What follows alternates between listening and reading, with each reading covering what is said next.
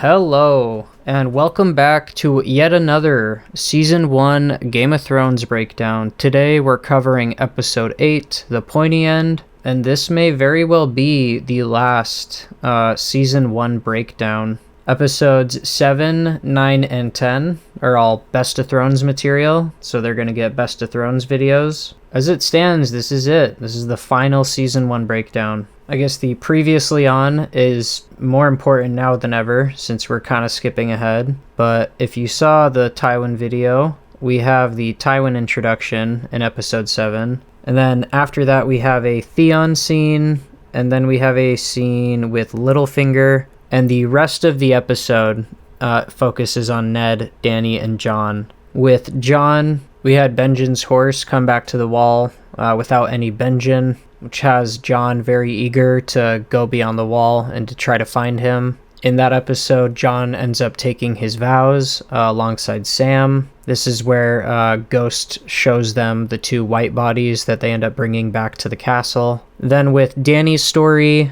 we see that now that Viserys is dead, she's the one who's kind of pushing for Khal Drogo to go across the sea and claim her seat. An assassination attempt is carried out and Jorah stops it. The assassination attempt really pisses off Khal Drogo, so he vows to go across the sea and take Westeros by force. And then with Ned's story, we have him warning Cersei that he's going to tell Robert about the incest when he gets back from the hunt. And then we have Robert comes back from the hunt, but he's mortally wounded. And then in the following hours, Ned refuses to take the essential steps to outmaneuver the Lannisters. He ends up making a deal. Not really a deal, I guess. He ends up asking Littlefinger for help, since Littlefinger has access to the coffers, because he knows that the gold cloaks are essential to the victory of whoever's going to get the throne. And he thinks he has the loyalty of Littlefinger. As we all know, by the end of the episode, he clearly does not. I did warn you not to trust me.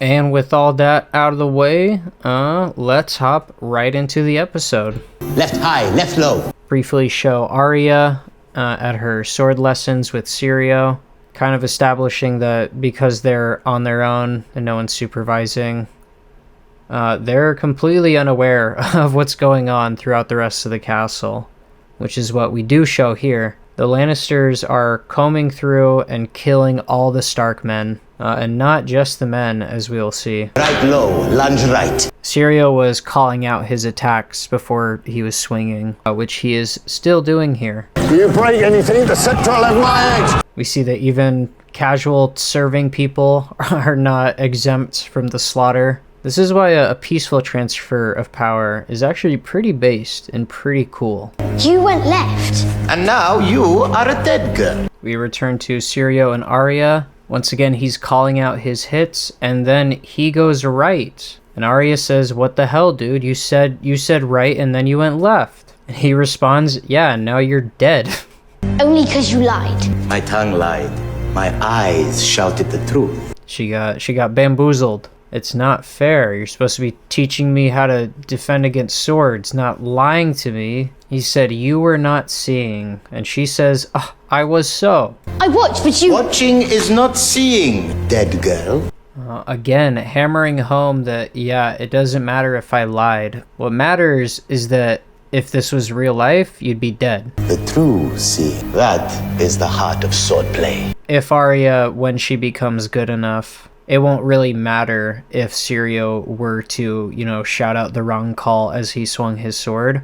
Arya would be completely tuned in to his eyes and his motions. So this is a good way of showing her kind of lowly starting point, and explaining all the ground that she's going to have to cover. And the key being that, hey, you have to see things for yourself. You got to figure shit out on your own. And right off of the heels of this, she kind of gets to apply the lesson, which is pretty cool. Come with us. Your father wants to see you. And at first, Arya moves to obey. She kind of assumes that, yeah, they're here to take me to my dad. They're fucking big and scary, and they're not asking. They're kind of demanding it. But Syrio puts a hand out And he doesn't say, like, no, Arya. He just asks a question. He probes. He gives her a demonstration in real time of what he was just talking about. And why is it that Lord Eddard is sending Lannister men in place of his own? And you can see her face scrunch up after he finishes, like, yeah, wait a minute, what the hell? My father wouldn't send you. And then she goes to pick up her wooden sword,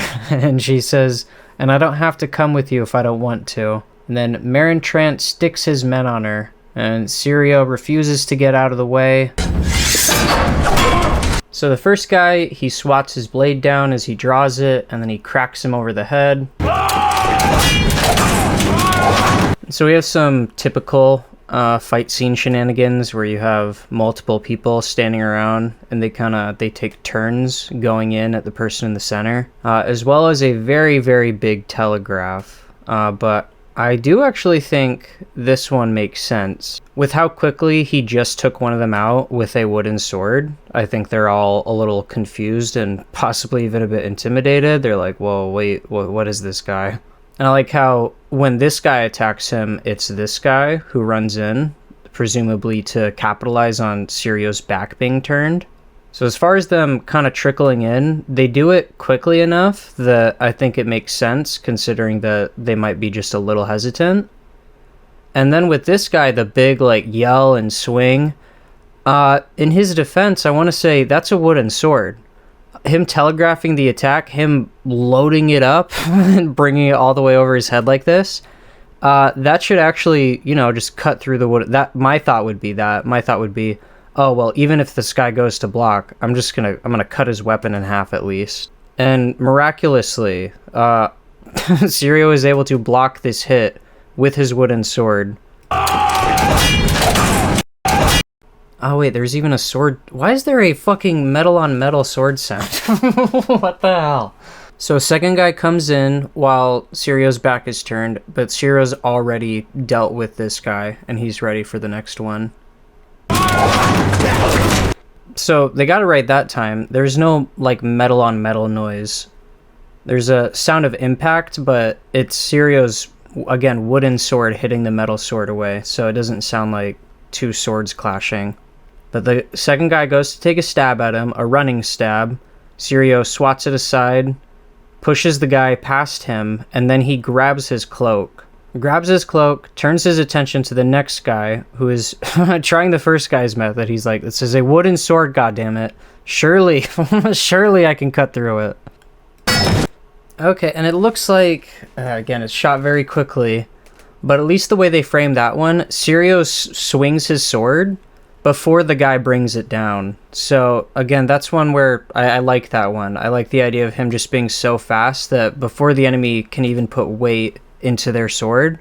It does bug me, though, that this guy just kind of, I don't know, he kind of just gets stunned for a second. It'd be so easy to just whip around and, swing your sword at the guy who's holding your cape. You know where he is, too, because you can feel the tension on your cape. See, all that time, he spent just looking. He's like, where is this guy? Where is it? He's behind you. Just turn around and swing your fucking sword. And you might have been able to say, like, oh, well, maybe he just doesn't want to take a swing at Syrio when his friends are closing in. But then he does that right here. I do like, again, Syrio with his cat-like reflexes, ducking. I honestly wish there was a bit more of this in the fight, where he like, tricks the Lannisters into hurting each other, rather than him actually deflecting their sword swings with his. But I do think the cape thing is just a little goofy, because you can even see it right here. It's really not, that guy's mobility is not that restricted. He can just turn around so quickly. So then Syrio, he's not done with the cape shenanigans. So after the guy swings his sword, Syrio raises himself back up, and now the sword is behind him, and the guy can't, reasonably swing it. And then he takes the cloak, and he wraps it around his neck. And then, boom, he cracks him in the face. Hits the other guy as he's going to stand back up. And then the third guy runs in. Yet another deflection, it looks like. So he delivers the hit to the head, and then I'm pretty sure he takes his leg out. Oh, sweet. Actually, I love this move, actually. Yeah, so he, sweeps his leg with the sword, and then when he gets him off balance, he, he like breakdance moves under his leg and completely trips him. I don't have the best quality, and it gets darker every time I pause, so I can't really speak to the logistics, but I think it looks pretty clean. The way he does it too, Sirio's already rolling back to his feet as the other guy's tumbling, and then when the other guy goes to raise his head, boom, cracks him. Be gone now, Arya. Come with me. And Arya tells Sirio, come with me, run away, and Sirio basically chooses to die. It seems like he knows that he's not going to win against Meryn Trant. I know there are theories about Sirio being a faceless man and potentially killing Meryn Trant in the battle and like taking his place. I think there are some cool ideas like that, but as far as I understand it, it is canon in both show and book that Sirio did die here, and that there wasn't that much more to him. It seems like he just did this for the sake of Arya being able to escape, which I do wish he was a bit more like urgent, like, Arya, you need to be leaving now, like you should already be gone. Like he does say be gone now, but I wish he stressed the urgency, like, what are you doing? Fucking get out of here. If I was him, I'd be fucking annoyed. I'd be, get out of here. You are wasting my heroic sacrifice. So they exchange sword clashes for a bit. Again, more metal on metal noises for some fucking reason. And then Meryn grabs his sword. He could have easily taken a swing at Sirio right here. This is a hint at his sadistic nature. Instead, he chooses to cut the wooden sword. He chooses to ruin Sirio's only means of defense. Like he wants Sirio to grasp that he's dead before it happens. Which is kind of cartoon villain behavior, but that's sort of what Meryn Trant is. He's a uniquely despicable person. What do we say to the god of death? Not today.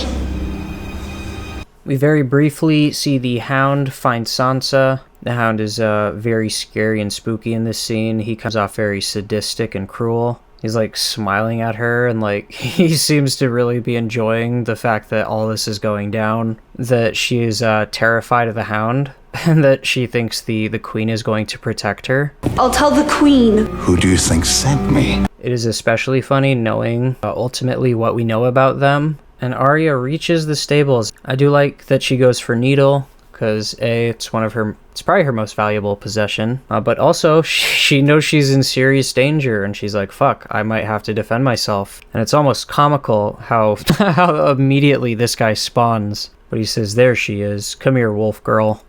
And Arya says, stay away, my father's a lord, he'll reward you. And the boy says, oh, she'll reward me, the queen. This boy's a lot bigger than her. If it came down to fisticuffs, she would more than likely lose. So Arya makes the executive decision in this moment to stab him. Stay away! And you can see she's kind of shocked, and she recoils when it happens. And it sucks because, yeah, it's a little boy, someone who is kind of just, nominally innocent no matter what he's getting up to. But also in Arya's situation, like, it's probably a good thing that she did this. If she had like given him a second or hesitated and he like got the sword away from her and just started like beating the shit out of her, she didn't have to kill him. But again, I feel like the way it's done communicates that she was just thinking about defending herself. And it's sort of a peer, you know what I mean? It's not like she's killing a man who's trying to kill her. She's killing a little boy, and I think someone like Arya kind of recognizes that. She kind of recognizes that this is not a good thing that happened, but it was not, I don't think it was her desire to immediately snuff his life out. It's clear all she wants is for him to get the fuck away.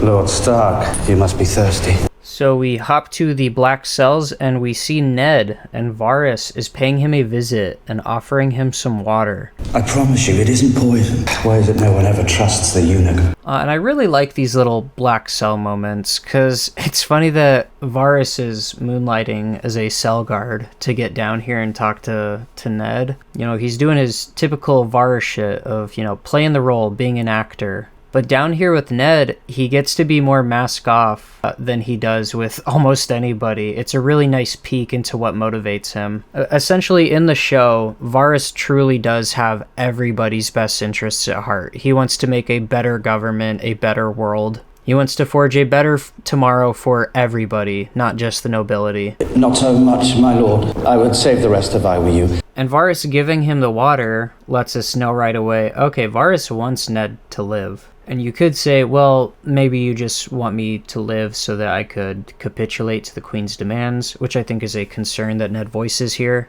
But I think a key detail is that Ned knows the truth about the incest, and he's someone of high importance and power. And that's what Varys wants to save. Varys wants to save a potential nuke for the Lannisters so that he can use it when the time is right. What madness led you to tell the Queen you had learned the truth about Joffrey's birth? But Varys acts here like warning Cersei was a really stupid decision. And you can say that. It kind of was. Cersei really could have done something about that. The problem is that she didn't. Robert was already on the hunt, so Cersei did not have Robert killed because of that. Also, Cersei did not know Robert was going to die. She basically took a chance. She just said, get him drunk, which is it's not a great way to guarantee that somebody dies. And then when Robert got back from the hunt and was still alive, there's that little moment where Cersei's like, oh God, Robert, don't send everybody else out of the room and talk to Ned alone. Because she's obviously worried that Ned's going to tell Robert about the incest. So she had until Robert got back from the hunt, and she didn't do anything. She didn't try to escape. She didn't get Ned assassinated. And then when Robert is on his deathbed and Ned is about to talk to him, Cersei apparently goes and waits in her room and doesn't do anything. You might ask, Wombo, why are you bringing this up? And it's because Varys drops this line, and it's always bugged me, because it doesn't make sense in the show. It wasn't the wine that killed Robert, nor the boar. The wine slowed him down, and the boar ripped him open. But it was your mercy that killed the king. And that's why. This line doesn't make sense to me, in the show or the books. How did Ned's mercy kill Robert? The only way that tracks is if Ned warned Cersei, and then as a result of the warning, Cersei had Robert killed. But we know that's not how it went down. And Varys knows that's not how it went down. And Ned knows that's not how it went down. So I don't understand this line. Anyway, so Ned says, oh, well, the Queen can't kill me. My wife has her brother. Varys says, the wrong brother, implying that Tyrion probably wouldn't be enough to save Ned in this scenario. And then he throws in, and Tyrion got away too, so your family doesn't have any hostages. And Ned's like, oh fuck, well I guess that's it, that's game over. And he tells Varys, well, why not just kill me now and be done with it? And I love Varys replying with, not today, my lord. Beautiful in character. And again, pretty honest, like he's being very straightforward. He's like, this is just who I am, this is what I do. I watch innocent people get killed, I watch terrible people do terrible things. What matters is that I survive. I will eventually fix this system, but I have to remain for that to happen. So I love him saying, like, not today, my lord. The obvious implication being, if the circumstances called for it, I would totally slit your throat, but I'm afraid they don't. Just beautiful. Very, very Varys. Back at Castle Black, the bodies are being brought in. So Sam notices that the bodies don't have a rotting smell to them like they should. They ultimately do decide to burn the bodies just because it's a little suspicious and they're worried. But Mormont says he wants Maester Aemon to examine them first. So that explains why they're still going to be around come nightfall. And Mormont says, you may be a coward, but you're not stupid, Sam. And a lot of people might be too busy being bothered by the coward accusation, but Sam is pretty used to it. He's kind of owned it. So he's pretty satisfied with his intelligence being praised. Mormont gets a raven from King's Landing. He calls Jon into his office. Bring me a horn of ale, Snow. Pour one for yourself. So he tells Jon that the king has died and that Ned has been charged with treason for conspiring to steal the throne. And Jon gets up to leave,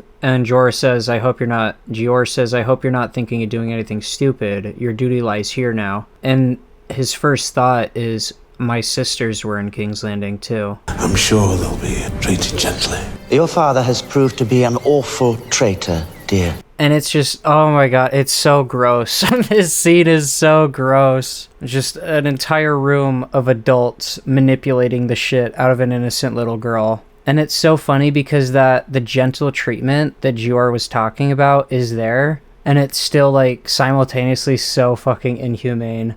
Varys's delivery too of like, your father has turned out to be an awful traitor, my dear. It's such a whimsical way to say like, oh, your life is ruined, your father is gonna be killed. It's all this barbarity supposedly being like, you know, packaged in this nice, you know, child-friendly package for this little girl, when it's still just exploitation. It's still them using and manipulating her. It's them gaslighting the fuck out of her. It's so fucked up. Robert's body was still warm when Lord Eddard began plotting to steal Joffrey's. So already impugning the character of her father when he knows it's a fucking lie. They all know it's a fucking lie. That's what's so gross about it. There is not a single person in this room who doesn't understand exactly what the fuck is going on, except for Sansa. They all know Ned wasn't power hungry. They all know he wasn't trying to seize the throne. They all know he loved Robert. They all know about the Lannister incest. Yet you are the daughter of a traitor. How can I allow you to marry my son? So she dangles over Sansa's head, hey, your marriage with Joffrey, the thing you really, really care about, that's at stake here. But in 10 years, who knows what treason she may hatch. I'll be a queen just like you, I promise. I won't hatch anything. The I won't hatch anything line is kind of interesting, because Sansa is still almost miraculously without child, even in the books. I wonder if that's meant to be foreshadowing that despite Sansa's plans, she's actually going to not end up having any children. The girl is innocent, Your Grace. She should be given a chance to prove her loyalty. Littlefinger showing off his fucking giga brain right here. He's very quiet for much of the conversation, but he leans in to repeat, hey, Sansa's innocent, she should be given a chance to prove her loyalty. Which to Sansa, it's Littlefinger stepping in and saying, hey, give her a chance. But it's also Littlefinger saying to Cersei, hey, have her help us out, you know, to prove her loyalty, wink wink. So he's earning Sansa's favor, while at the same time setting her up to be used. If you would help your father, urge your brother to keep the king's peace. So no longer just appealing to, hey, your queenhood is at stake, but also you can help your father by doing this. If I could see my father talk. And it's so, like, people give Sansa such a hard time, but before she makes the decision, she really wants to talk to Ned. She wants to consult her parent before making this decision. But Sansa's smarter than she lets on. That's a big point of her character. She's a lot more observant and aware than many people realize. And this little moment is a perfect example because she stops herself before the queen really reacts. She just kind of clocks that she's not getting a positive reaction. And then she stops herself. Him about. Cersei had barely twitched her face at all, and Sansa immediately recognized, like, I'm not saying the right thing, I need to stop. So she already knew, because she said it so sheepishly, she already knew it was kind of a long shot to ask to speak to her dad, but she also knows deep down, like, it's the only right thing to do, and she knows something goofy is going on here. And worse yet, because Ned hasn't been that upfront with her, especially compared to Arya, she really is in the dark. She doesn't know what the fuck is going on. And Cersei doesn't start with, no, honey, I'm sorry you can't speak to your father. She goes like super manipulative bitch mode. You disappoint me, child. Cersei looks so genuinely hurt. And you can tell Sansa feels bad, like, what the fuck? What did I do wrong? Oh, so, God, this scene, like I said, it's just so fucked up. I love it. We've told you of your father's treason. Why would you want to speak to a traitor? Like, god damn. Your dad's a traitor. Why would you want to speak to a traitor? Does this usually work on the teenagers? I only meant that what will happen to him. That depends. And that's so like, Sansa immediately acknowledging too, like, oh, I don't get to see my dad now. That's just not gonna happen. And then she has to ask what's gonna happen to him. Sansa is just completely powerless in this scenario, and she feels that. That depends. On what? On your brother and on you. Oh my god, it's so perfect. It's so evil. Treason. You're summoned to King's Landing to swear fealty to the new king. If you should refuse to obey... I won't refuse. His Grace summons me to King's Landing, I'll go to King's Landing. Call the banners. Robb receives this letter from Sansa. I will say this episode does a lot of work. And we do this thing where we skip ahead in time every time a raven is sent, and we jump forward to the person and place that it's received at, which is pretty efficient because there's a decent amount of time that Ned spends in the Black Cells, but compressing it down to one episode works very, very well. For my lord. They've all sworn to defend my father, have they not? So Robert says to call the banners. His plan at this moment is to go to King's Landing with an army and to demand the safe return of his father. Because keep in mind, Joffrey executing Ned is still kind of it's a pretty out there thing to happen. And Robb kind of goes into king mode almost immediately when this happens. And you can see all the pride in Lewin's face when he recognizes that. But Robb is still very young. He's not nearly as young as he was in the books, but he's still very young and inexperienced. But he rises to meet the challenge regardless, and he does so with a lot of gravitas. But when he sits down next to Theon... You afraid? I must be. We see that his hands are shaking, so... Underneath it all, we already get to see that Robert, the pressure gets to him. He's scared, he's anxious. He knows this is a lot, but he hides it well, and he does so very bravely. And then we see all the ravens being released from Winterfell to go call the banners. There's some pretty foreboding imagery. You know, dark wings, dark words, as Gurm likes to put it. You've had this since dawn. He sent it to me, not you. I already commented on how in a very short amount of time we keep jumping a lot of time. We also jump a lot of POVs.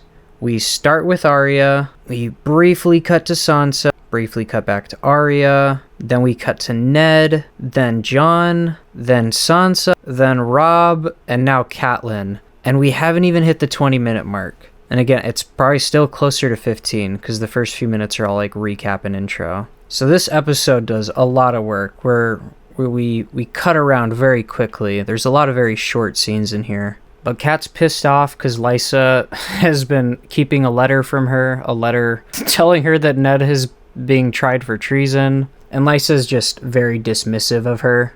I've only shown it to you as a courtesy. A courtesy? My son intends to declare war. So before Robin leaves, Lysa's very restrained and polite. She kind of keeps up this like very calm facade. But right after he walks off, Lysa starts to show a bit of her true colors. She gets kind of venomous with Kat. She says, "Are you an idiot?" And then she goes on to bullshit about the Lannisters being the ones to kill her husband. And she's all like, these people will do anything, even though she is these people. She's able to very convincingly play all of this off as like paranoia and in fear for her son and her faction. But we know now that she's entangled with Littlefinger. And I'm willing to bet that keeping the Knights of the Vale out of the conflict was primarily his decision. If he convinced her to kill Jon Arryn, I'm sure there's plenty more that she's doing at his whim. Yeah, very brief scene where Kat tries to get her to use the Knights of the Vale, and she says, "Nah, fuck you, not happening." I've recorded way too much footage already. I thought I'd be more concise, because this is my second time trying to record this, but I feel like I'm just noticing even more to talk about this time. I will try to speed it up. We hop over to Tyrion's POV, and him and Bronn are making their way through the Vale, and he is whistling, and they're taking a road. Tyrion is aware of the hill tribes in the area and the threat that they pose, so it's a little annoying that they have him just nonchalantly walking through whistling, potentially drawing attention to themselves. In the book, he's actually doing it on purpose. Book Tyrion is a lot more spiteful, so he intends to meet with the hill tribes and then to make a deal with them to eventually overthrow House Arryn and take the Vale. But here in the show, it's just kind of a happy accident. Tyrion and Bronn get to talking, And Bronn kind of puts up boundaries. He says, hey, don't look for me to go kissing your ass or be your friend. And Tyrion says, hey, I can tell you're all about the money. That's obviously why you stepped in to save me. And he makes kind of an unofficial pact here with Bronn, where he's like, if the day ever comes where you want to sell me out, just remember, I probably have more money than anybody who tries to sell me out. So both men just making clear that they understand what the relationship is at this point. I like living. Yeah, I really wish they'd kind of kept in some facet of Tyrion intending to get revenge on the Vale, because the way that they portray it, it just seems like something he pulls out of his hat and then he never intends to follow up on. But him saying right there, oh, I like living, and then going back to whistling, potentially, risking his life, that moment would work really well if, again, this was Tyrion's plan to meet with the Hill tribes. But the way it exists, it's just kind of ironic. So the Hill tribes roll up. They have Bronn and Tyrion surrounded. They're grossly outnumbered. There's no conceivable way for Bronn to fight his way out of this. So Tyrion tries to be friendly, and he tries to get a deal going with them. And it works pretty well. And I will say it does kind of show off Tyrion's intelligence. It is at the cost of him kind of putting himself in this scenario without much care or thought, and then having to bail himself out. But he does use his brain to bail himself out, so it is a decent example of Tyrion being able to use his quick thinking to get out of a scenario. And I really liked the way that Tyrion introduced himself. I think he said, I am Tyrion, son of Tywin of Clan Lannister. So he says of Clan Lannister, which I really appreciate, because I don't think they ever refer to the other houses or their own house as clans, like, ever. So it's a small change in how he would word it to sort of communicate what that is to the Hill tribes, because he knows that the Hill tribes have clans. So even in just the way he's introducing himself, he's putting thought into it. And the introduction does nothing. Shagga says, how would you like to die? Tyrion takes a second. In my own bed at the age of 80, with a belly full of wine and a girl's mouth around my cock. And Tyrion makes a joke out of it, as he likes to, with many things. But it tickles Shagga and the men. He gets a decent laugh. And the momentary lift in tension is great, because Tyrion and Bronn, we get to see their reactions. And they both kind of, like, hopefully smile back at Shagga, like, okay, like, you liked the joke. Are we can we calm down? Are we not gonna die here? But then Shagga says, take the half man, he can dance for the little one. And then he says, kill the other one. I like that Bronn, knowing that he's probably about to die, all he can do at this point is take down as many people with him as he can. He pulls out his hidden blade. It's a very much like, fuck it, this is it. Tyrion says, hold up, my dad is rich and powerful. If you get us through the mountains, we will shower you with gold. And Shagga insults him. He's like, we have no use for a half man's promises. Probably doubting, because of Tyrion's stature, that he's that important or that wealthy. And Tyrion kind of claps back. He's like, I may be half a man, but, like, look at you guys. You're poor, you're on the run, you're disorganized, your weapons are shit. And the tribesmen, they kind of exchange looks, like, you can tell he's hitting a nerve. Hide behind rocks and shiver when the Knights of the Vale ride by. Tyrion also recognizes that the weapons they carry, a lot of them look more like tools, like they were stolen from someone who wasn't nobility. And he says Lannister's shit better steal, which in a way is true, because obviously a Lannister commissioned smith is gonna make better weapons than what these guys can steal. But it's also very hyperbolic. If you really want to get pedantic, like, the steel itself, it's still steel. It'll still cut you. Which is kind of the point that Shagga makes right here. Lannister Smith's shit better steal. It's also a very precise cut, too. Which I remember that really surprising me the first time I saw it. Because you don't know a ton about the Hill tribes. This is your very first impression. Tyrion immediately starts, like, kind of dressing them down. And Shagga shows that he's actually, like, very deft with his axe. He delivers a very quick and a very precise cut to Tyrion's face. And it's also kind of a, like, back off, like, we're about to kill you, and your strategy is to insult our tribes. And he gives him a little ring, a lion head shaped ring that obviously would take a lot of skill and therefore money to craft in this setting. Which it's not a great way to convince the hill tribes, because there's no way for them to know if Tyrion is exaggerating or if he's telling the truth about the value of this ring. But it does coax them a little further to the edge before he makes them an offer that I think they feel like they'd be silly to refuse. But if you help us, Shagga, son of Dolph. I noticed too that Tyrion he kind of winds back down. He addresses Shagga with respect. And then he promises to give them the veil. And yeah, it works to get Tyrion out of the situation. But I do wish it came up again. Because they're still hanging around and helping him in Season 2. But then apparently they're just paid to go away at the end of it. Or maybe killed. I guess we don't really know if they were paid. I guess they could have all been murdered. But I do think it's a little weird that the Hill tribes stay so loyal to Tyrion when in the future he expresses no intent to follow through on this promise. The promise that was kind of the foundation of their relationship with him. Not only a bastard, but a traitor's bastard. We return to the wall, and Alistair Thorne rolls up, having heard the news that Ned is being charged with treason. And he decides to do a bit of trolling. And I get it, it's emotional, like, it's a hard time for Jon. Maybe he's, like, legitimately a little suicidal. I do think, I don't know, I do think this is just dumb. This is stupid of what he does next here. Killing Alistair by itself is already like a death sentence for Jon, but trying to and failing is a death sentence for Jon that also gets him nothing. So it's just insane that he makes this like really crazy decision just in the spur of the moment. It's not calculated or anything. If Alistair hadn't walked up to him and said those words, Jon wouldn't have taken a swing at him. But yeah, he takes a swing at Thorne. The boys stop him. They get the knife out of his hands. Thorne says, "You'll hang for this bastard." Gior says, "I told you not to do anything stupid. Go to your fucking room." And that's it for Jon Snow. He dies. Because there's no plot armor in Game of Thrones, you know. He dies. He gets hung for trying to kill his commanding officer. Tragic way to go, but, you know, it had to happen. Ghost? What's wrong? We jump ahead in time. Jon is waiting in his room for his inevitable execution.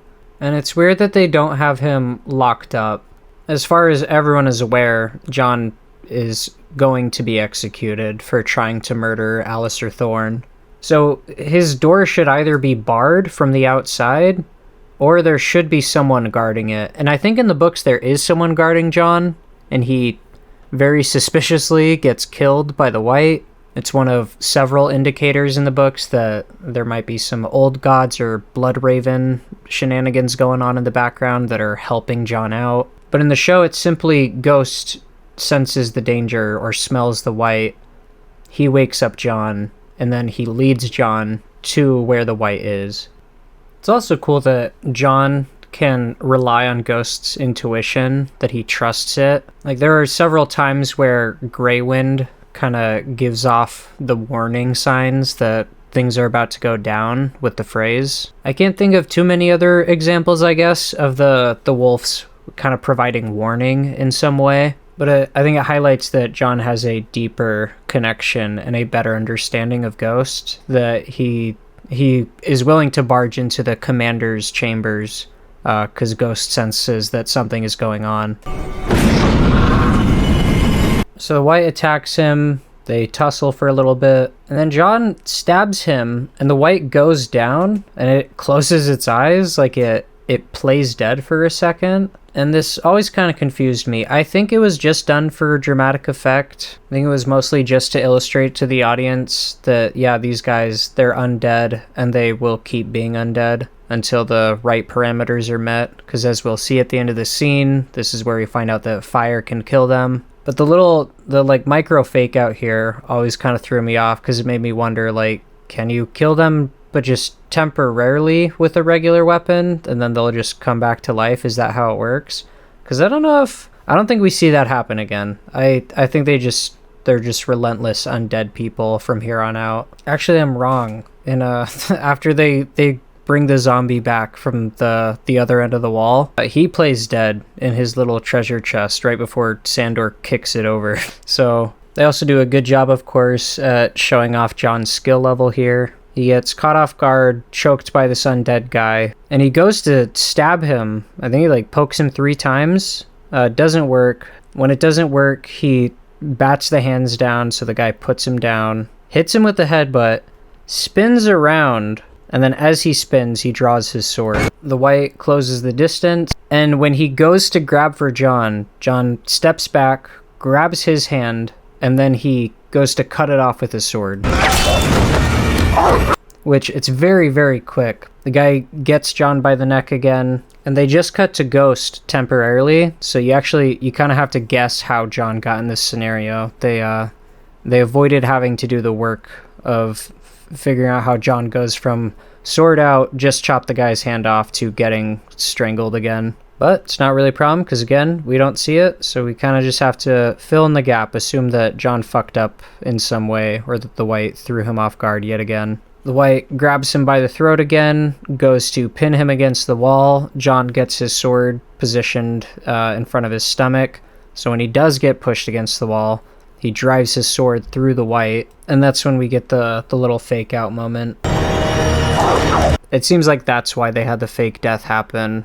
It gives the commander a moment to walk in, and then him and Jon can clearly see that this person cannot be killed by regular means. Grabs the lantern, you immediately hear the sizzle, Jon immediately screams, and boom, he lights the wight on fire and he burns. So we've learned that fire can kill the wights. Jon goes to grab a hot metal lantern, and of course he burns himself, because that's how hot metal lanterns work. And now Jon has a hand injury, which, not really a big deal in the show, but in the books he's like constantly thinking about it and flexing it. He's reminded of the presence of this wound quite often, and it's something I didn't really think about at all, but it's one of many parallels between Jon and Catelyn in the books. A YouTuber called Constantine James actually made a video comparing Jon and Catelyn, and he pointed out a bunch of parallels that I had never fucking noticed before. He's a really good content creator in general, talks a lot about A Song of Ice and Fire, and I like to focus on the show here. So if you ever want to hear somebody talk about the books, go check him out. There are still parallels in the show, but they are much more prevalent in the books. We hop over to Dany, who is witnessing for the first time a Dothraki raid, or at least the aftermath of a Dothraki raid. What did they do? Her asking in shock, what did they do? It's like, I get that this is her first true exposure to it, but she's heard the tales. She knows what the Dothraki did here. She can see what they did here. And Ricardo goes on to explain that they are going to enslave these people, sell them, and then they'll use that money to buy silk, steel. I thought the Dothraki didn't believe in money. Which is something Jorah told her in, I think, episode 3. And in the books, it's different because Jorah is kind of bullshitting. He is being dishonest with Dany at several points. But in the show, he's supposed to be a lot more honest. So when he told her the Dothraki don't believe in money, in response to her asking about, I think, if they buy, because the Dothraki have, I'm pretty sure she asks if the Dothraki buy slaves, and that's what prompts him to say the Dothraki don't believe in money, which makes sense why she would get the wrong idea from that, and then why it would turn out to be a little bit more complicated than it sounded when Jorah initially said that. Gold to hire ships, princess. Ships to sail to Westeros. But as evidenced by this, the Dothraki perfectly understand, like, dabbling in money. If they steal something and they have no use for it, they're totally okay with selling it and then using that gold to get something that they want. It's just that among the Dothraki themselves, you're not gonna be able to trade goods for gold. Although now that I say it out loud, like, wouldn't you? I guess if Dothraki are okay with spending, doesn't that immediately ruin everything? Because now the Dothraki could trade gold with each other. Is that like a rule they have maybe to, like, you know, keep their way of life intact? I don't know. It's weird.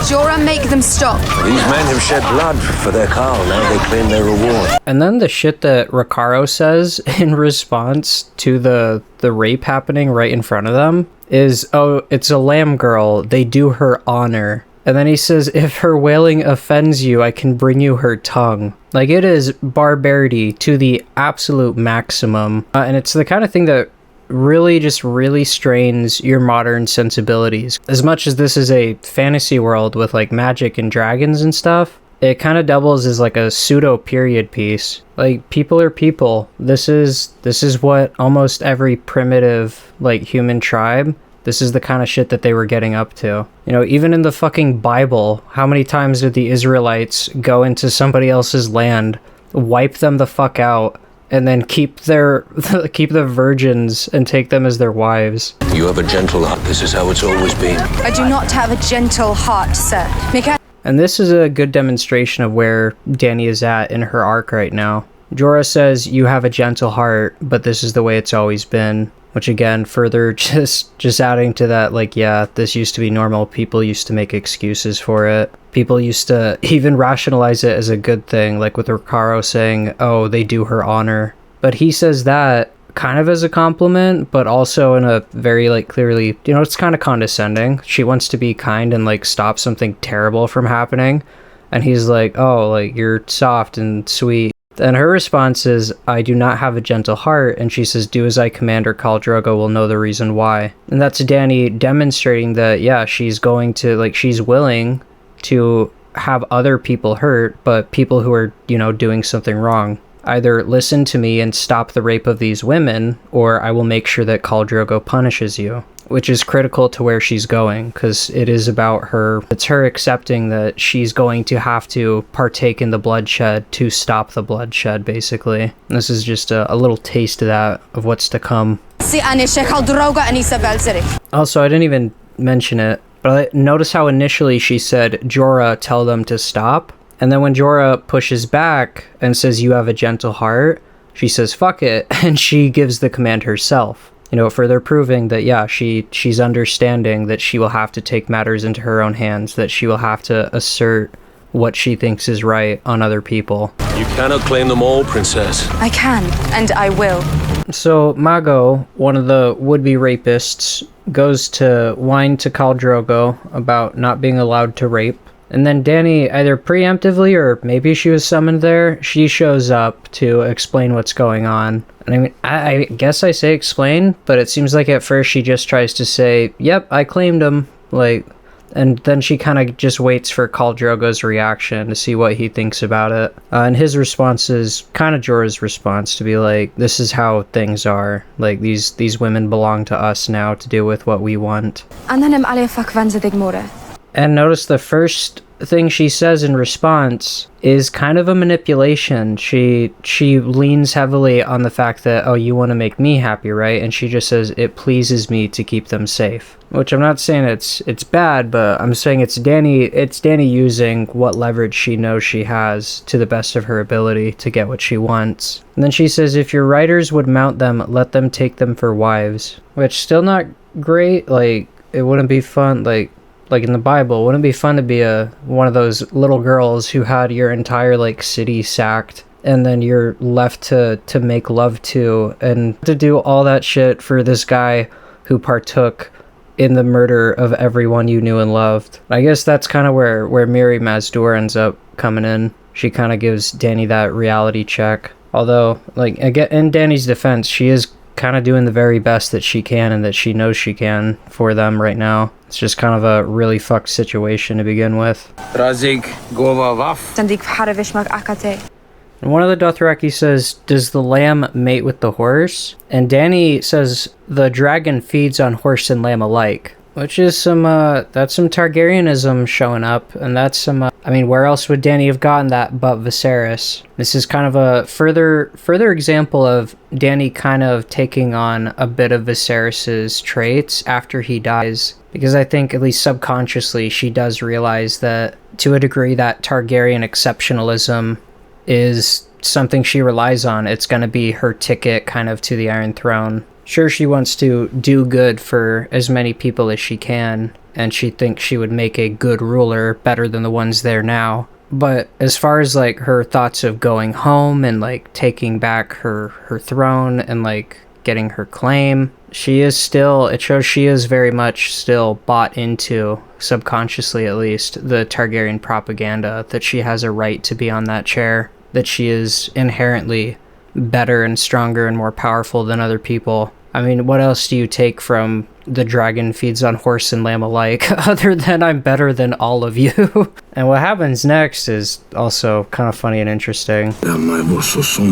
And Drogo laughs and says, "See how fierce she grows? That's my son inside her, filling her with his fire." Which, I mean, that's just sexist. Oh, Dany's being assertive? That must literally be the little man cooking inside her body, filling her with man energy. Drogo does say, "Fuck it, find somewhere else to stick your Peter," which I'm gonna take that as a him agreeing to let Dany protect the women, and agreeing to, oh, if you do want to boink them, you gotta marry them. I will say it doesn't seem like it was done for any like altruistic reason or any like kind of any pondering whether or not their way of life is a bit too barbaric. It really does seem like he just kind of folded because he wants to keep Dany happy. And for that reason, I'm not gonna lie, I kind of respect, even though he's literally throwing a tantrum because he's not allowed to rape a woman, I do kind of respect this guy immediately standing up to Khal Drogo and being like, what the fuck, like, you just caved. It doesn't seem like he made the choice out of any principled position. It was just kind of simp behavior.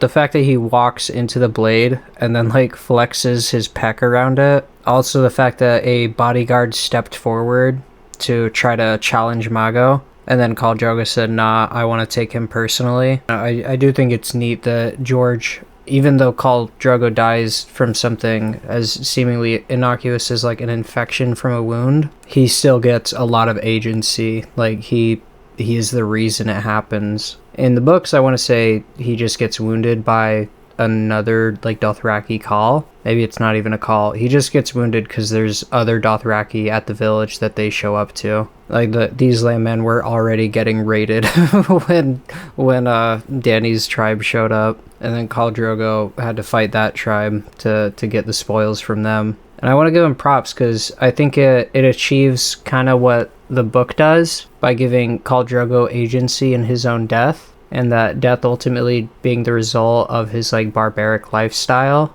But obviously, this being season 1, it'd be really fucking hard and really expensive to get a full-on battle between two Dothraki tribes over a small village of landmen. Like, it couldn't be done with the resources they had. So instead they swap it out for this like more intimate little duel where they can kind of have Khal Drogo show off before he dies, which is neat because without this scene we really don't get a demonstration of what of the expert killer that he's been hyped up as. The fact that he starts the fight just tanking the first wound and then dodging all those swings, and then he takes out 2 weapons just to drop them. And then he keeps dodging, and then Mago yells, "First you have to kill me."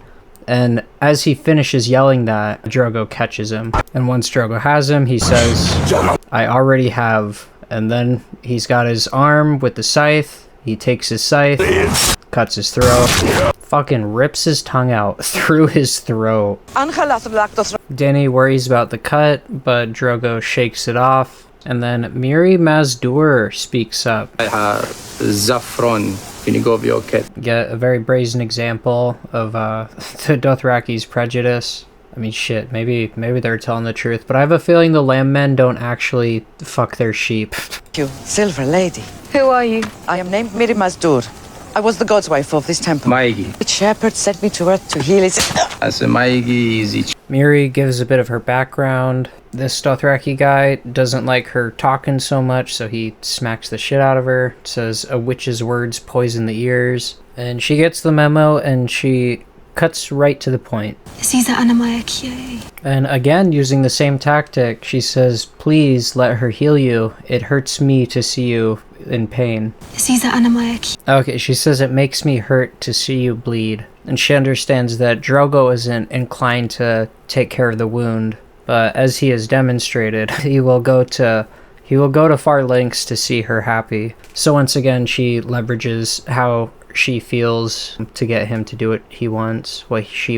The bloody wall will melt! We jump to our northern boys, and the great John Umber is insisting that he leads the vanguard. And Robert says Galbert Glover will lead the vanguard. He doesn't provide an explanation. He is trying to just assert his authority. But I will take my men and march them home. And the great John Umber does something pretty ballsy. He basically threatens to desert Robb and his cause and forsake his vows if Robb doesn't let him lead the vanguard. Which, and you can tell from this exchange and from what we learn about the great John Umber, he just seems like a very brash person that probably didn't think through the implications of that statement. And he's also dealing with someone who, he's not king of the North yet. Robb is just the heir to Winterfell, and he's marching to try to save his dad from the Lannisters. So I think John Umber is just hoping that Robert is going to roll over. Like, I don't think he actually had any intention of deserting. I think he just thought he could kind of push Robb around a little bit. You are welcome to do so, Lord Umber. And when I am done with the Lannisters... And Robb recognizes immediately how serious of an infraction that would be,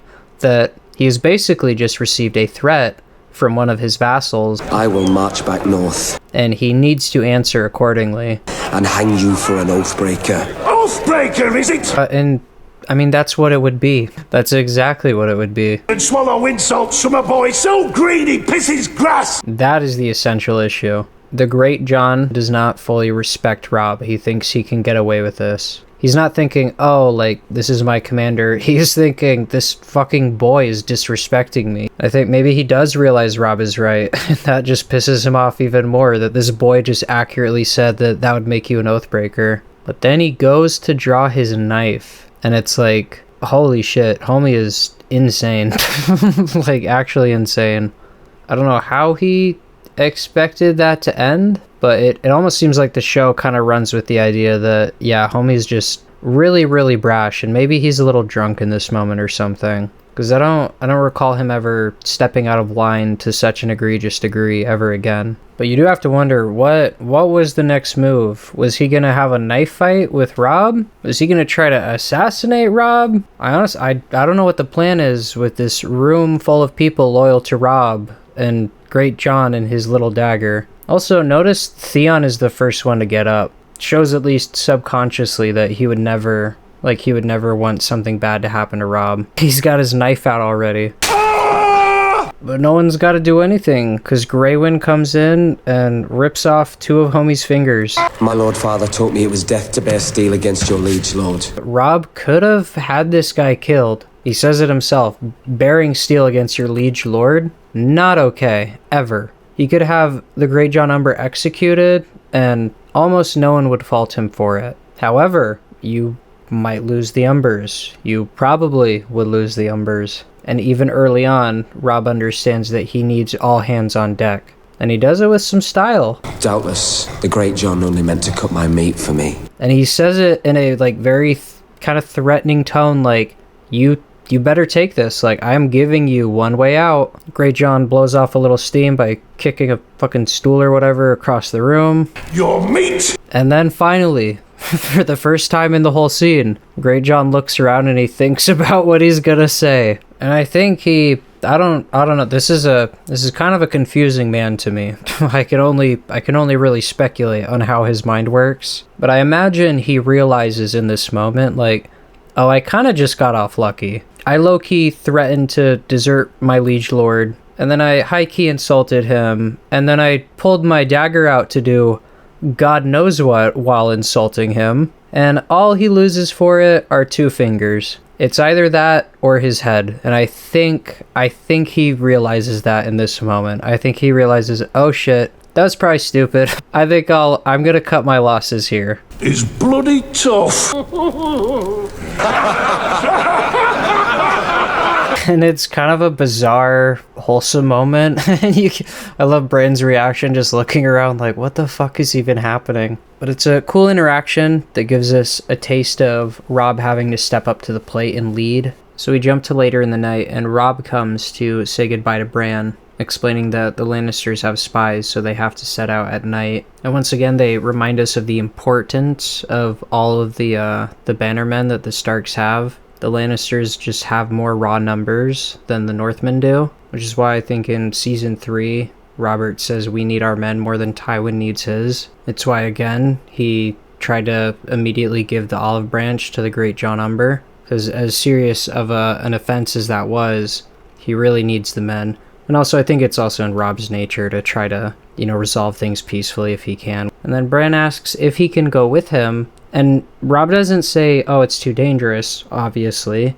He says, there must always be a Stark in Winterfell. While I'm gone, that will be you. Which I don't remember if that's a line in the books, but if it is, it's kind of weird to think that that's something the Starks always say. Because really, that's how it works for all the houses in their ancestral homes, I imagine. You don't want to leave your seat unoccupied. So it's kind of interesting that we keep hearing this line of there must always be a Stark in Winterfell, where Cat says it to Robb at first, and then Robb says it to Bran. Just want to point out Cat's little dream catcher thingy is still there. I don't know if that's in the books, but they do bring it back in either season 2 or 3, where she explains like the function of it to I'm forgetting her name. Robb's wife in the show, Talisa. I think it's Talisa. How long have you been hiding out there?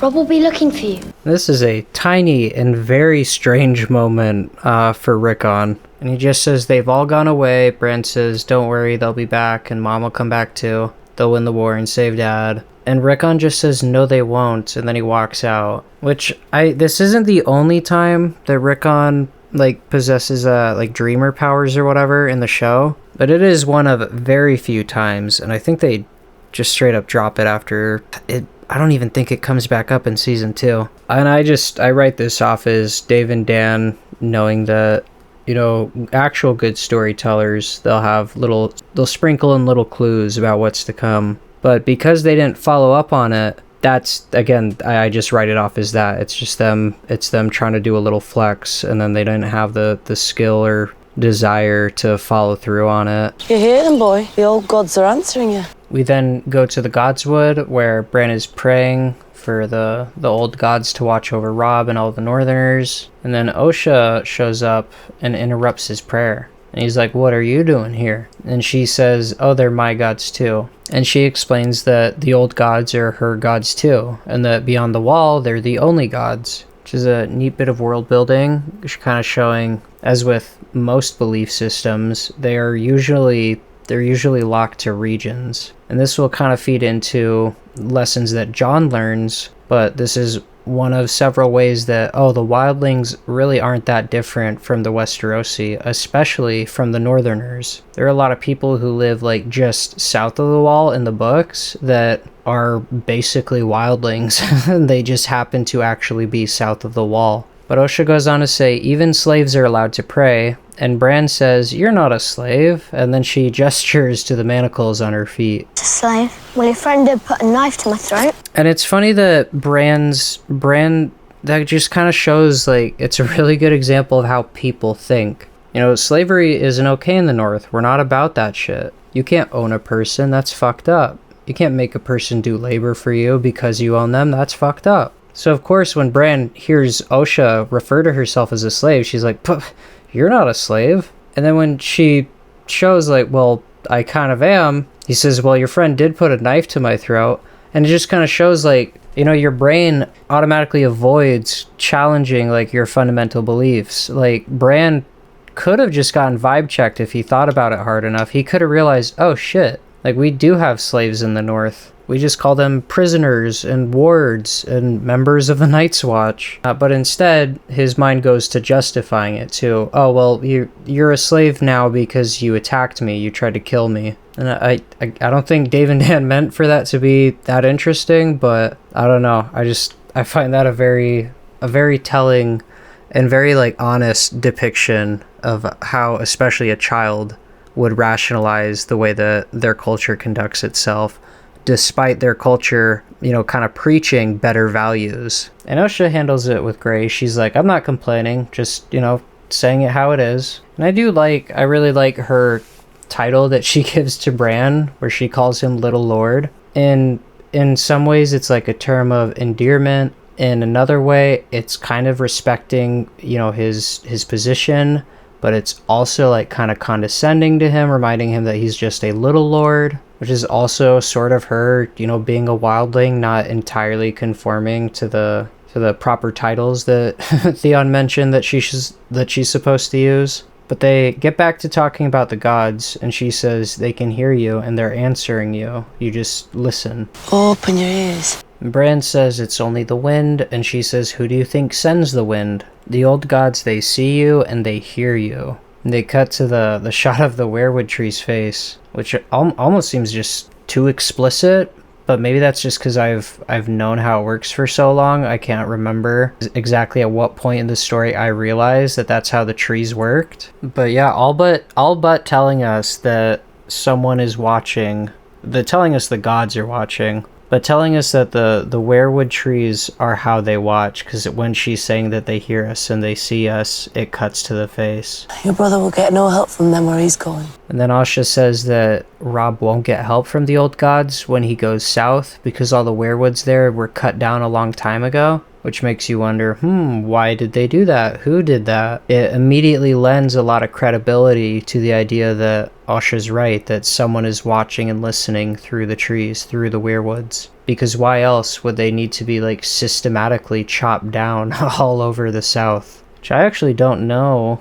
I don't know in the books who does that. I might have at one point, but I currently cannot say who it is. No, that's a big man. He has giant's blood in him, or I'm the queen. What is Hodor doing running around the Godswood without clothes on? What is going on? Bran reacts as if it's perfectly normal. So I guess just with context clues, you are supposed to assume that he's taken a dip nearby and he's just slow enough to not realize that he needs clothes. I want to say in the books, like, it is explained that he likes to skinny dip in the hot springs, but the hot springs are a really cool feature of Winterfell that are not in the show, where the entire castle is kept warm because there's natural hot springs all underneath and around, like, the castle. And Osha says, he definitely has giant's blood in him, which prompts Bran to ask, are there really giants north of the wall? And she says yes, and worse. I tried telling your brother that he's taking his army the wrong way.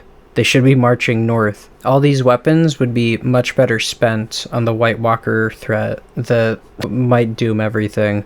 Because you gotta remember, Osha is part of a group of wildlings that were either so aware of or so concerned by, like, the White Walker threat that they managed to get across the wall, and their plan was to get as far south as possible. So Osha takes the White Walker threat very seriously. All these swords, they should be going north, boy. The cold winds are rising. Transitions us to a very, very short scene where they're burning the White Walkers. The whites. And there's really nothing to it. It's just Sam saying, oh, they were touched by White Walkers, that's why they came back. Jon asks, how did you know? And he said, I read it in a book. Jon asks, what else did it say? And he says that they sleep beneath the ice for thousands of years, and when they wake up, and he pauses dramatically, and he says, I hope the wall is high enough. Robb's brought the north with him. And then we cut to Robb's encampment. He's made it a good distance down from Winterfell already, which is kind of wild to think, because we started this episode with Cat in the Eyrie still, and Robb still in Winterfell. And already he's heard word that Ned has been arrested. He's called the banners, and he's already started marching, and he's already made enough time that Cat has had time to meet up with him. Mother. And then Catelyn arrives, and Robb, it's a really sweet moment. It reminds me a lot of that moment between Jace and Rhaenyra when he's like reporting that he's successfully gotten people to like bend the knee, but he's also trying to hold back tears because they just found out Luke had died. And then after, you know, he does his duty, they like rush to hold each other, and it's really sweet. And it's very admirable because it's these characters trying to, you know, do the right thing and put their obligations and their duty to many people before their own needs, like emotionally. And there isn't a death involved here, but it's very much that same dynamic where, because they're in front of other people, Rob is leading a host. They very clearly are like dying to hug each other, and they have to wait until the room has cleared. And you can see too, like Catelyn's actor is like just insane. But with this one expression, you can see just like that look of pride and also like kind of horror, where she's like, oh my god, like my little boy is leading an army, like, and also kind of like helplessness. Like she's like, like she's got to be very proud that he's done this. It's very brave and responsible, but it's also like, damn, like there he goes. There's my little boy, like getting turned into a man. And it's much stronger in the books because Rob is so much younger, and you get more details, and you get Kat's like inner monologue as she kind of watches her son like kind of shrink away. Maybe shrink isn't the right word, but it takes a toll on him, this task that he sets out on, and seeing that takes a very big toll on her. You look well, lady. And even the way she says that, there's so much more she wants to say. She also kind of like, you can kind of hear the voice break a bit. But yeah, and you can see it reflected in Rob's face too. They're just so happy to see each other, but they gotta stand strong. I would speak with my son alone. And yeah, even that expression she makes right before she hugs him, you can tell Kat is just doing everything in her power to keep it together. There was no one else. No one. And when she says, I find you leading a host to war, he says, there was no one else, and she says, no one. And in a way, yeah, there's tons of other people more qualified and experienced that probably could and should be leading this host. Should be leading this host. But I don't know if they could. Maybe Kat's suggesting that in a better world, people that aren't Rob would have stepped up. People that aren't even Starks would have stepped up to free Ned. But that isn't, I don't know, that isn't really, I never really registered that as like a viable option. I kind of would have figured it had to be a Stark leading the charge, especially if you want, you know, the entire North to rise up together. None of them are Starks. All of them are seasoned in battle. And see, that's what I mean. Like, I as far as I know, what Rob said is all that matters. They're not Starks, so it doesn't matter how experienced they are. Do you think you can send me back to Winterfell? Would that I could. And then he's like, if you think you can send me back to Winterfell, and she's like, if only I could. Which is really, really sweet. It's like, yeah, absolutely, I'd fucking send you home. I would never let you get anywhere near all this bullshit. But it's her accepting and respecting that he's decided to do this. And I think understanding, at least at this point now, that it's kind of necessary. A letter from Sansa. From the Queen, you mean? I love that too, that Kat doesn't even have to read the letter. She just knows how shit is. She knows how stuff works. So she's like, yeah, like, she's already not holding Sansa accountable for anything in that letter, which is, you know, that makes perfect fucking sense. She is basically a hostage in King's Landing right now, and she's a little fucking girl. If I sound annoyed bringing that up, it's because there are a decent number of people who are like, Sansa fucking betrayed her family, and it's like, dude. There's no mention of Arya. Oh god, did she die in whatever happened down there? And they're not even mentioning it. Because the extra scary thing is they'd probably expect the Lannisters to barter with Arya and be like, we have your 2 daughters. So the fact that she's not mentioned is really fucking scary. How many men do you have? 18,000. But starting off, Tywin has, wait a minute, I might have to triple check now, because I'm pretty sure he says, I'm giving you half of our forces, which is 30,000 men, to Jaime. Which would mean Tywin has 60,000 men versus Rob's 18,000. They have less than a third of their forces. I get that the North isn't densely populated, but I thought it would have made up for it by the fact that it's like ridiculously huge. Damn, yeah, those numbers just seem fucking crazy to me. Again, I get that there'd be more people living in the Westerlands and it'd be more densely like populated, and the Lannisters could like pay people to fight for them. That still just seems, the Lannisters are Rob is such an underdog in this war. That does make sense though, because I've been wondering recently about his kind of confusing war path, and I guess it makes sense if he's kind of stuck in place for much of his campaign. or if he goes too far in any direction, he could get smashed by a superior-sized force. If I go to King's Landing and bend my knee to Joffrey... You would never be allowed to leave, no. And that seems, smart and true. Like, yeah, it'd be really stupid for Robb to go there, and he'd probably become a hostage, probably for the rest of his life, or get killed. But also with how quickly she says it, you very much get the idea that she's like, holy, no, I'm not sending another family member to King's Landing. Do you know what happened to the Targaryen children when the Mad King fell? If you lose, your father dies. We die. Well, that makes it simple then. Which we've already heard about Tywin having the Martell children murdered. Or sorry, the Targaryen, Elia Martell's children murdered. But that's a pretty good time to remind the audience and Robb just how ruthless and evil he is, because it makes pretty clear the stakes. Like, yeah, if we get defeated, we're fucked. There's no mercy from the opposing side. So it's gonna be all or nothing. And hearing her say that in conversation with Robb is so, oh my god, like, I wouldn't call that foreshadowing, but knowing what happens, what can one even say? And of course, we transition. We've done this a lot this episode. We transition from a person or thing being discussed straight to that said person or thing. So after chatting about Tywin for a couple seconds, we hop over to Tywin's encampment. And Tyrion has made it to the safety of his father. From here, it might be best if Bronn and I continue alone. And Tyrion arrives, and we know Tyrion well enough that he would honor his word to the mountain clans. He wouldn't betray them here. But they don't know that, of course. And once again, rather than being like, just stupid barbarians who are like, oh yes, go.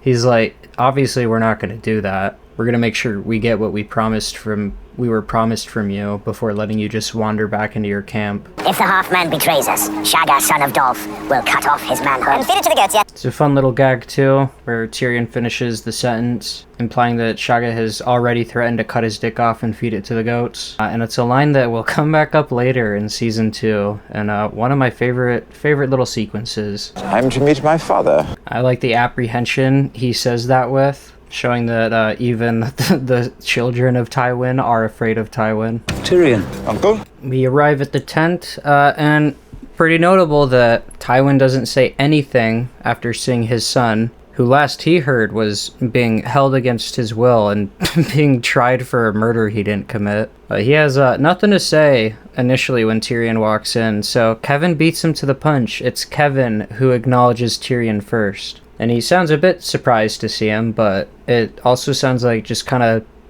notably casual. And I think that will only become more notable in contrast to how Tywin addresses Tyrion. The rumors of your demise were unfounded. And we immediately establish the not-so-good relationship between these two. Tywin basically says, oh, you're not dead, wow. And in that tone, too. And Tyrion very candidly is just like, yep, sorry to disappoint you, I guess. And who are these companions of yours? Also, Tywin making no attempt or effort to reassure Tyrion that isn't the case. And I think you can see for the split second that it kind of registers as an ouchie on Tyrion's poor little heart. But he quickly moves on and introduces his father to the Stormcrows, the mountain clans. So Tyrion goes to introduce them. He does his best, I think, to A, hype them up, and B, respect them. And funnily enough, Tywin does kind of take them seriously, and even Tyrion goes on to keep using their services in Season 2. Although, sadly, they do become very, they get pushed kind of the background. We really don't get any character for them beyond this point. And here we have Bronn, son of... You wouldn't know him. May I present my lord? It's almost him kind of cringing on Tyrion's behalf. But it's not really too clear. And to be honest, Kevin he's not really much of a character at all in the show until about like Season 6. I guess Season 5 too. But yeah, he does not seem too impressed. Or perhaps he understands that Tywin won't be too impressed with Tyrion's company. Son of Tytos of House Lannister, Lord of Casterly Rock, Warden of the West. Also, I love that little moment where Tyrion introduces his father properly, and Tywin literally puffs up with pride. Like, his chin goes up, his chest, he straightens his posture. It's such a, cool little micro moment where he's like, ah, yes, it is I, Tywin of Casterly Rock. Showing that image is very much important to him. even being introduced to these mountain tribesmen. Your brother would never have submitted to capture so meekly.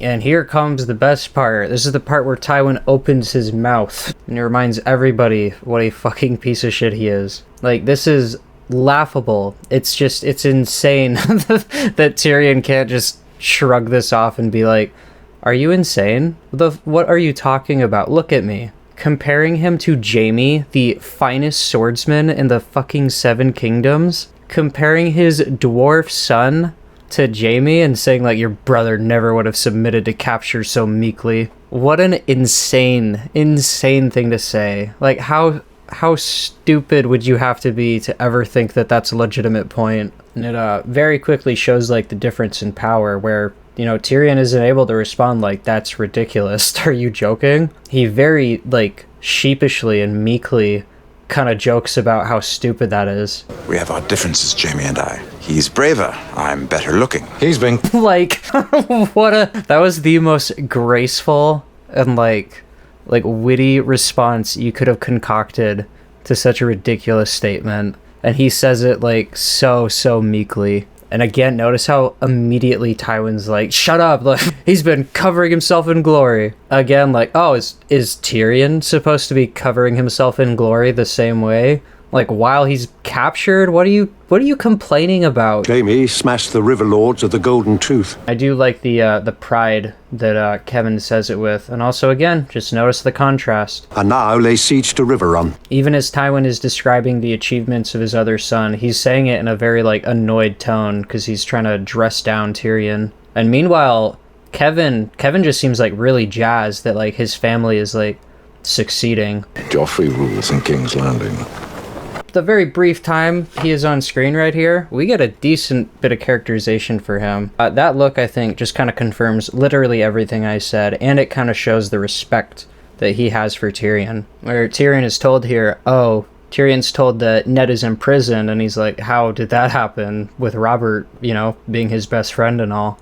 And then Tywin tells him that Robert's dead. And Tyrion looks concerned, like very worried, because he's like, oh god, war. But then when he looks over at Kevin, Kevin's like, hell yeah, dude, this is good. Like, we're in charge now. And he's probably not too worried about this conflict, because as we've established, they outnumber the Starks more than 3-1. And yeah, that little, like, eyebrow raise and the nod and the smile, that kind of tells me that Kevin views Tyrion, you know, as more of an equal, and that he's like, this is a win for us, bro. He moves south with a strong host. Then Kevin says the Stark boy is called the Banners. They're moving south with a strong host. So even though it's smaller than theirs, it's him acknowledging the strength of the enemy. Whereas again, we cut to Tywin. Actually, I kind of have to take it back. Kevin is really useful in this scene for a foil to Tywin. Not just the way he treats Tyrion, but the way he reacts to honestly everything. Tywin always has kind of the opposite reaction, where Kevin acknowledges the movements of the enemy and refers to them as strong.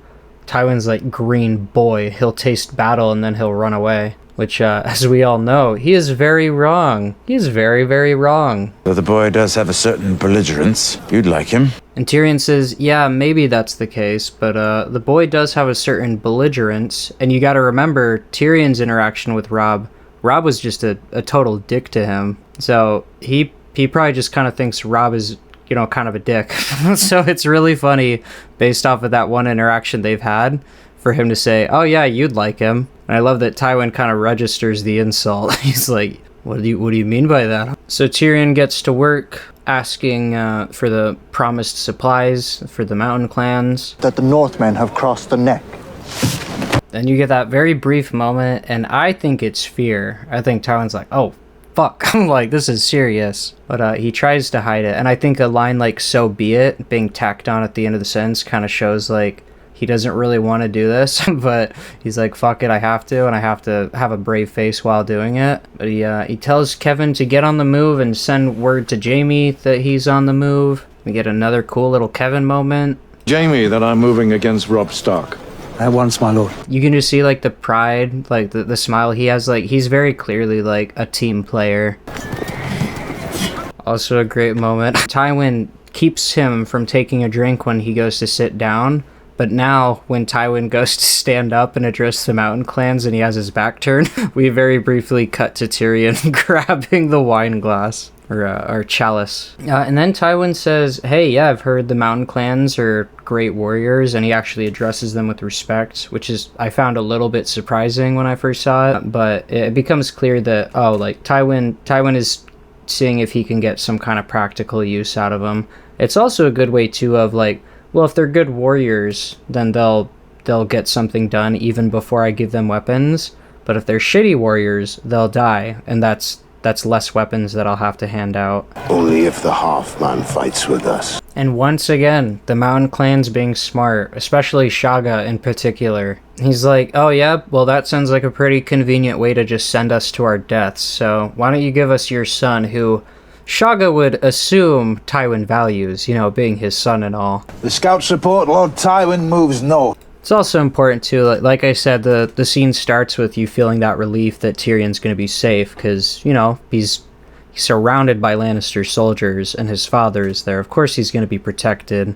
That's kind of the tragic part, that his father isn't going to protect him. He doesn't even have to say anything. He just looks down at Tyrion, and Tyrion's like, fuck, like, my father isn't going to protect me. Which, yeah, fuck Tywin. Terrible, terrible father. The only crossing is at the Twins. The late Lord Frey, and now the Starks have progressed even further. They're just outside the Twins, basically, and they're discussing the fact that they need to get across, because in the show, both of Tywin's armies are on the opposite side of the river, which I think does make more clear why they are so desperate to get across it rather than trying to march straight on through to King's Landing. Which I do wonder what Robb's victory looks like, just because the Lannisters have so many more men. Like, if you get to King's Landing, you'd be fucked. So you have to take care of the armies first. But, like, realistically, like, what does the end of this war look like? Especially if it is just ending with, like, Ned being freed, basically. Is the idea that they capture someone really important from the Lannisters, which that doesn't really work because they do end up capturing Jaime. It seems like almost their only chance really was when Renly was willing to join them and that he was going to take King's Landing. And then through that, obviously the Starks would have access to the people who have their family members and have been fucking them over. But yeah, we end up talking about Walder Frey, and she says the late Walder Frey, as my father called him, and she explains that Walder Frey showed up late to the Battle of the Trident. It wasn't until the fighting was done that he arrived. Some men take their oaths more seriously than others. Setting up that Walder Frey is not an honorable man and that he might not be trustworthy. Imagine that. But for this scene, and this season at least, it raises the tension and lets you know beforehand there's going to be some friction. It's not going to be easy to get across. It's gonna come at some kind of cost. But yeah, we have a Lannister scout who has been captured. We've established that they're not sure which army that they want to attack, and now this scout is here, and now Robb is going to plant information so that he can use that misinformation for his plans later. Theon covers the map.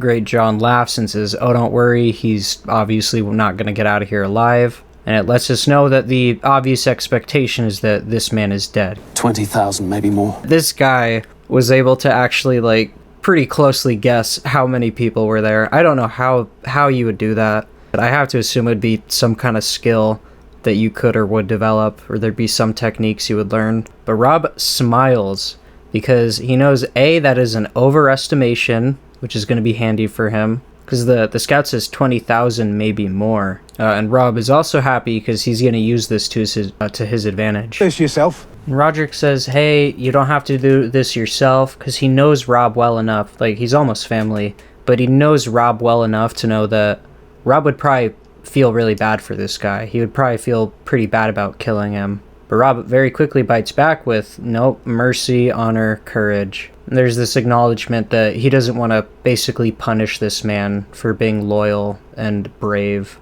And notice he says Tywin. He doesn't say Jaime, he says tell Tywin 20,000 Northerners are coming for him. And we know that he fully intends to send 2,000 men, I think, to fight Tywin, which will be the people that Tyrion and like the Mountain Clansmen are sent against. Meanwhile, he'll send the other 16,000 to defeat Jaime at River Run. Yes, my lord.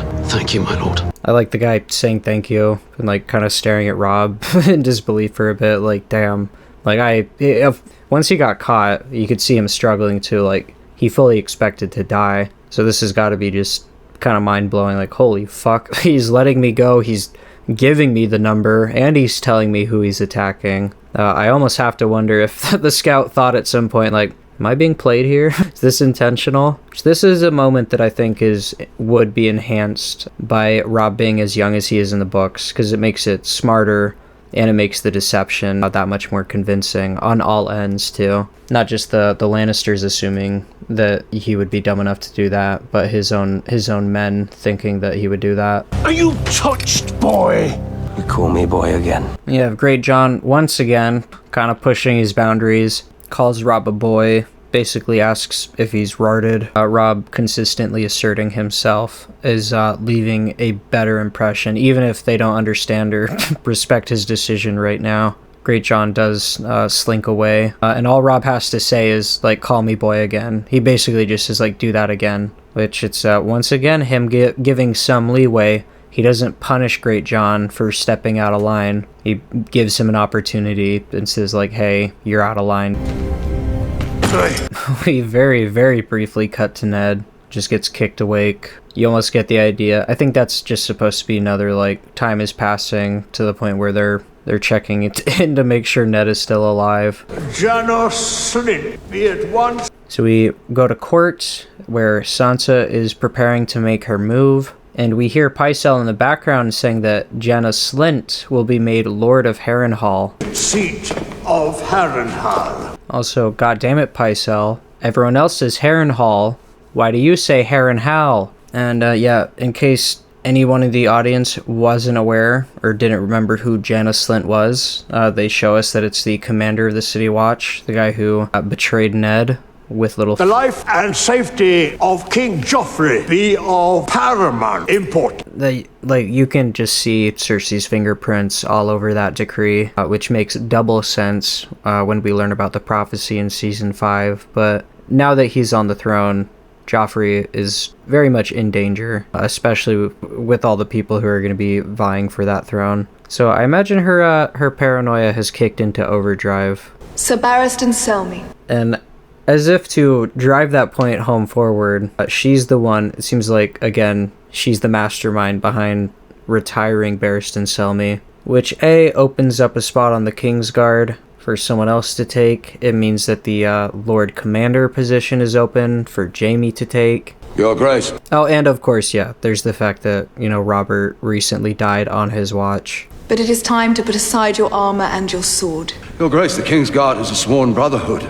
And she says it in, like, the most nice way possible to, like, frame it as, like, a reward for all of his service. Like, it's a retirement. Like, this is good for you. Thank you so much. But, Barristan, you right away, you can tell, like, oh, this guy doesn't know what the hell he's gonna do with himself. Their vows are taken for life. Like, he was supposed to die at his post. But now he's being told to retire. Homie's probably panicking. He's probably like, oh, holy, what the fuck am I? What the fuck do I do with myself? You're too old to protect anybody. And of course, Joffrey, being the little shit he is, just says the quiet, rude part out loud. And that Sir Jaime Lannister would take your place as Lord Commander. Because you wouldn't know this just watching the Game of Thrones show, but after seeing House of the Dragon or familiarizing yourself with some of the book material, you would know that the Lord Commander is technically able to, like, be a position on the King's Council, notably in times of war, like in House of the Dragon.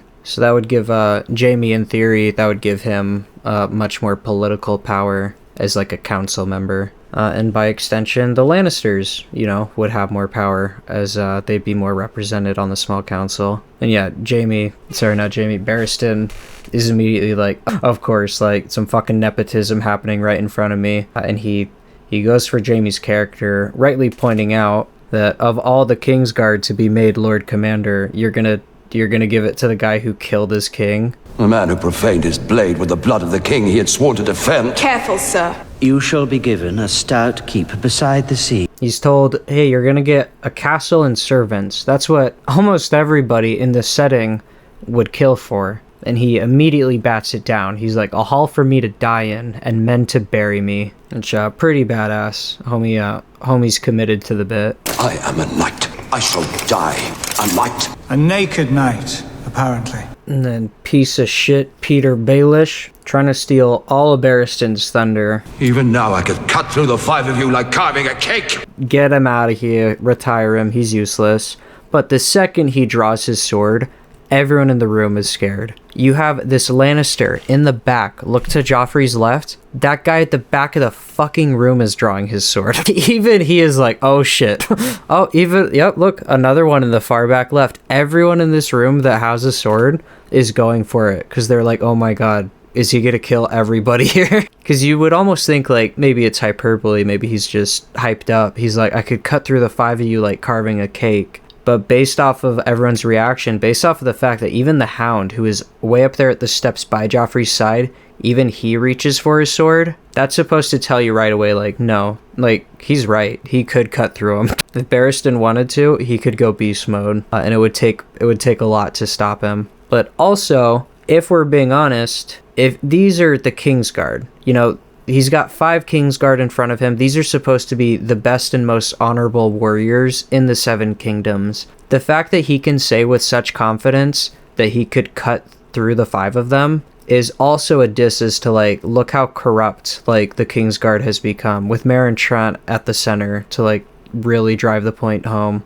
Stalking the royal bodyguards with puppets has left them weak and vulnerable. And it's a sharp fall from what the Kingsguard is supposed to be. Here, boy, melt it down and add it to the others. And even fucking Joffrey, who sat there and said, you're too old to protect anybody, even he is terrified of Barristan with his sword out. Do you have some business for the king and the council, Sansa? And Cersei very sweetly and very smiley says, oh, do you have some business with the king? Very much like encouraging her, I think, to beg mercy for her father and to try to organize something. Because as we'll see at the end of the scene, she's begging mercy and Joffrey is giving her a condition. She's like, yeah, showing mercy, not really a thing that the Lannisters want to do.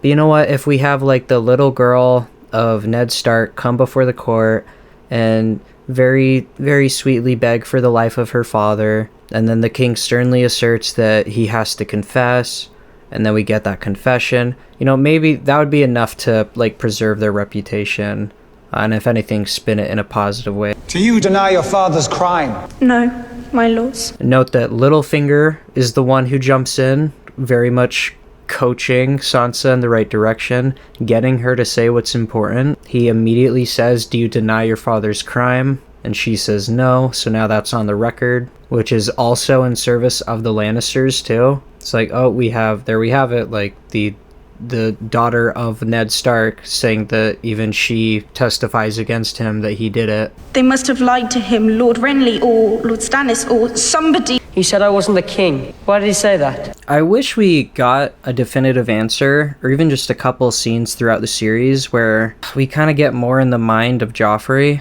Because when he asks that question, I can't help but think like he's actually like wondering like about the incest reveal, because surely he's heard the rumors, and I wonder if like this moment in time like sets him off, if like those securities get kicked into overdrive, because that's the vibe you get from like the start of season 2 when it's implied that he had like the bastards killed, but even then we don't get confirmation that it was him, and there are a couple hints that it might have been like Littlefinger, which is why, like I said, I wish we got something a bit more definitive, because I'd be very interested to know how Joffrey processes that revelation, or if he ever does come to it, you know, how he reacts to realizing that he was never Robert's son. Is it I don't know, I think it paints a lot of like his interactions, especially the like very few that he has with Jaime. Such sweet innocence. And yet they say wisdom oft comes from... And that is very interesting. That's like the most charitable thing anyone says. And it is from Varys. And it's almost kind of risky, like how how charitable it is. Where he says like, oh, so sweet and innocent, like obviously we all know he's a traitor. And then he throws in though, but wisdom oft comes from the mouth of babes, almost as if to imply like, but maybe she's telling the truth. Maybe there's more to the story and Ned was lied to, which I don't know. Maybe no one else in the room clocked it. This is Wombo from the editing bay, and I'm a moron. Peter clocks it. He does it right in this clip that I already have in the video. And yet they say wisdom oft comes from... That seems a bit out of line with everyone else's coordinated effort to bully Sansa into doing what they want. Please, do me this kindness, your grace. And this is exactly what the Lannisters wanted.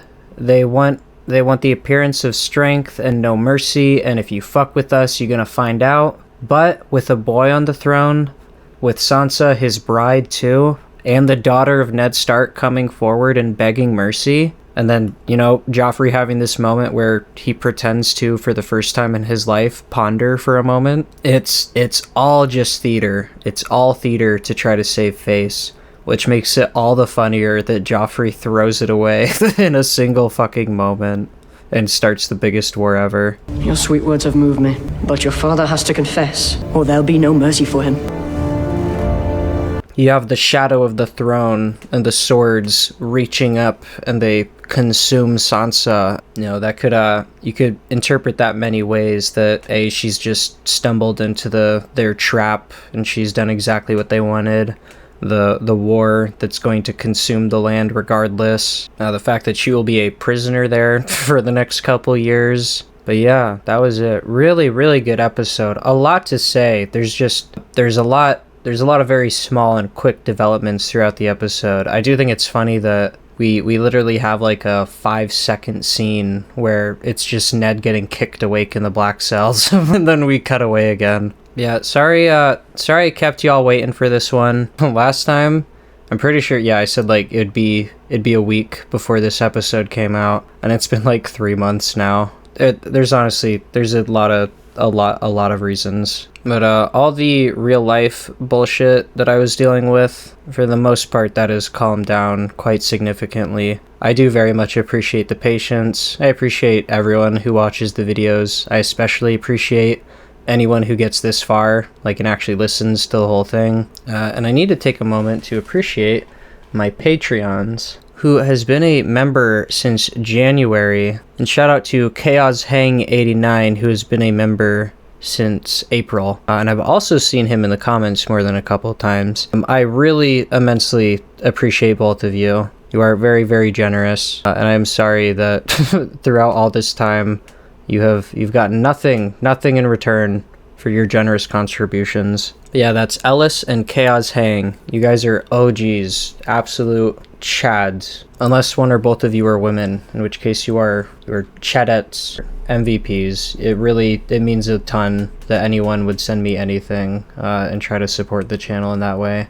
So I really, really do appreciate it. And even if you guys do end up canceling your Patreons before the next scripted video comes out, I will be sure to get your names shouted out and on screen in at least one scripted video to come. But yeah, sorry for going on yet another hiatus. I'll let it be a bit of a surprise, but I mean, you guys know A Knight of the Seven Kingdoms is coming up, and I got something in the works, a potential collab, if you will. But yeah, we got Best of Thrones videos for the rest of Season 1 on their way. And in the meantime, you're also going to have some Lilo and Stitch videos. I know that might seem random, but as I hopefully established with the Mando video, I do want to talk about a bit more than just Westerosi related media. But I'm gonna release it in parts, and they'll be very little, so they're not gonna really eat into the time that I spend making these videos. But yeah, we are back, and we should be getting things much more regularly posted now that things have stabilized in my life and I have a clearer idea of what I want to do. But thank you all so much for watching, and I will see you in the next one. Goodbye.